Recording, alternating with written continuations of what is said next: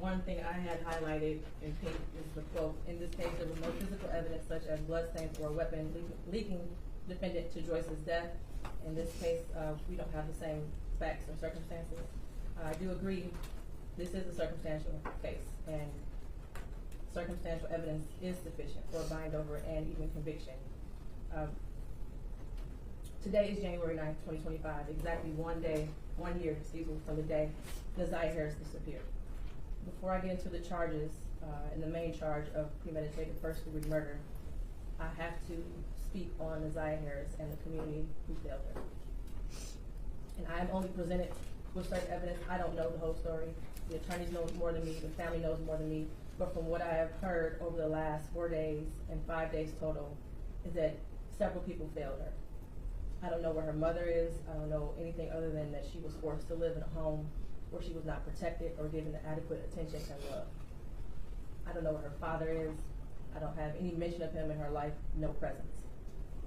To Cordell, AKA King, and all the men who saw Jarvis Butts hanging out and always around these young girls, including Naziah, and his 9-year-old daughter going up to the shop to clean up his shop. The school counselor who never showed up, or the person who was supposed to show up if that counselor was absent, after Naziah was on the floor on the day she went missing, saying that she needed to speak to someone and speak to a counselor. There's no mention of CPS, but I wonder what their involvement was over the years, because this was not just a 1-year thing. There are text messages at least from 2022. To her adoptive grandmother, Annette Harris, whose testimony, in my opinion, was very questionable. I understand why the people put her on the stand to establish Naziah's residence and the houses on Bedford and the regular routine, to establish also that Naziah was not a runaway child, that she was not a bad kid. I do believe she adopted Naziah. I do believe that she had 6 kids in the house. I believe that Naziah had on a dark hoodie the day she went missing, and that she had on red and black Nikes that day. What is hard to believe is that the defendant never came into the house as she testified.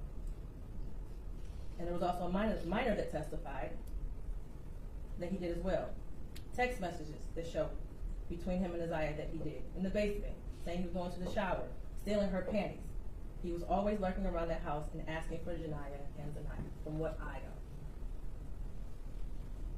I even thought about the breakfast routine and saying that all the kids like eating breakfast at school. Did they have a choice? I don't know. But to always send those girls up there to clean up the shop raises questions.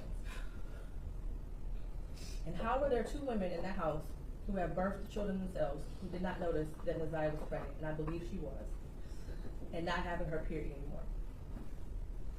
But then after hearing text messages today, begging Jarvis for pads as if she didn't have anyone else to give them for her. And what stood out the most was when Annette Harris stood on the stand, and she learned around 6 p.m. that Naziah did not come home from school, and said she looked around for her and decided to wait until the next morning to call the police.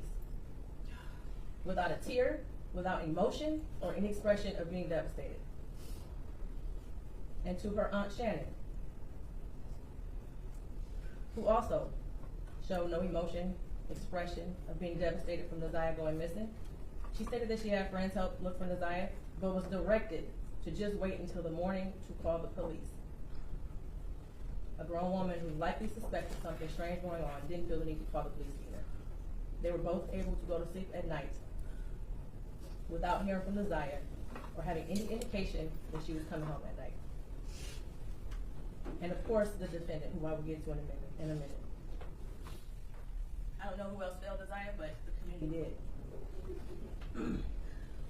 As far as the people establishing probable cause, I will focus on count 1, as it's been stated that there is no contention with counts 2 and 3. In count 3, I will amend based off of the motion and the testimony I heard that Naziah was 12 and not 13 at the time that Jarvis Butts had sexual intercourse with her. The prosecution is correct. You do not have to have a body to establish first-degree premeditated murder. It would have been a much shorter exam had her body been found, but this is where we are. In the last 365 days, No text messages. We all heard today and yesterday that she was very active and frequently texted. No social media for a year. We heard through testimony that she was also active on social media. No phone calls, which she was also able to do according to testimony. No physical sighting of her by anyone. She never came back to school. No one has seen her. Medical records dated from July 2014 to October 2023 indicated that she had no life-threatening medical issues that would lead to a natural cause of death. The black hoodie found in the area of 7 Muhlenberg with her DNA and blood on it.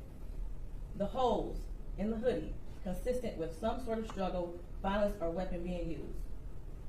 And we know that there were no holes in that hoodie when she wore it to school. We saw a picture of her in a black hoodie on her last day that everyone saw her. I do believe her grandma testified truthfully about the sweatshirt that she had on and that it was practically new. And the border agent who said that no evidence of animals would have destroyed the clothing or the shoes to possibly lead to animals tearing up that hoodie. The clear glasses found in the blue Nissan the day after she went missing. The behavior of the defendant when he snatched those glasses. They looked exactly like the glasses she had on in her last picture, according to the witness. The shoes that her brother described as the same shoes that were found also in the area of 7 Muhlenberg near the hoodie. While this is still probable cause, the evidence all points to Jarvis Butts. His locations, him being seen with her last, the abortion searches, the abrupt silence between the two of them in text messages, and the constant lies he told throughout the entire investigation. And they were proven to be lies with text messages and other testimony. We may never know what happened, but from what I heard today and over the last 4 or 5 days, it appears he intended to perform what he thought was a do-it-yourself abortion on Isaiah, and it went south, and instead of seeking medical attention for her, he intentionally killed her and tried his best to cover it up. As much as I want her to be alive today, there is at least probable cause to show and believe that she's dead and that she was murdered by Jarvis Butts. Mr. Butts, stand up. You've been sitting over there for 4 days with your head down, sitting between and behind your attorneys with your mask on and taking vigorous notes. I want you to pay attention and listen to everything I have to say. I have been trying to figure out for the last 5 days, you. At one point I thought you were cognitively impaired in the beginning of this exam. And then maybe you had the brain of a 10-year-old and that's why you were doing such things. But as I heard more and more testimony, you're just the true definition of a pedophile. Watching you laugh and brag about all the women you have with children, with different women and the children and the girlfriends, and making babies to groom them, and having them in your presence, cleaning up, quote, cleaning up your shop, and the little girls around you, has landed you here today. You groomed Isaiah. You played mind games with her. We all heard that. You controlled her emotionally. She was exposed to so much at such a young age. The text messages between you two were disgusting to hear. And to think that she had you saved in her phone as bae for life. Isaiah deserved so much more. And while I mentioned other people that failed her, Jarvis Butts, you are the monster in this whole picture. She did deserve love from her parents and everyone who was in her life. She was ignored, she was neglected, and you took complete advantage of that. She wanted someone to love her, and she will never know what that feels like. Your children deserve more. As much as defense counsel has raised issues on count 1, all that has done is raise the question of fact for the trier of fact, which means that this will be for a jury or a judge to hear in 3rd Circuit.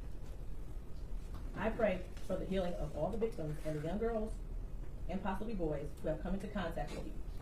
As a community, we should look at this case as a prime example of how much work we have to do when it comes to protecting our children and especially our black girls. I pray for closure and healing for all those who have been traumatized by you. And for you, Jarvis Butts, I wish you a speedy trial and that justice be delivered. Your bind over date is January 16th at 9 o'clock a.m.